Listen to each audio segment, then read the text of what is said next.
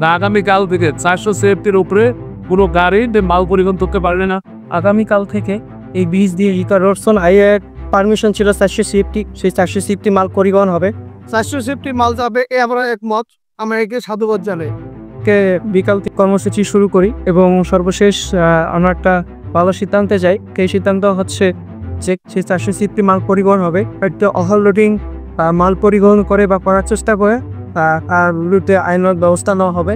এবং সুবিধা আপায় হিসেবে দোকান এখানে এসে দেখলাম যে আসলে এই ব্রিজের বেহাল অবস্থা। আমরা আজকে সিদ্ধান্ত নিয়েছি, যেহেতু ব্রিজটা অত্যন্ত নাজুক অবস্থা, আগামীকাল থেকে আমরা ছাত্র সমন্বয় সহ এদের একটা পদক্ষেপ গ্রহণ করেছি। এই কাল থেকে 400 সেফটির উপরে কোনো গাড়ি যে মাল পরিবহন করতে পারবে না, সেইটা যারা অমান্য করবে তাদের বিরুদ্ধে রুঙ্গামারি ফিচারি রিসার্চ সহ আমরা যথাযথ আইনগত ব্যবস্থা গ্রহণ করব। তো আমরা আজকে যে সিদ্ধান্ত নিলাম সেটা ইনশাল্লাহ আগামীকাল শতভাগ বাস্তবায়ন।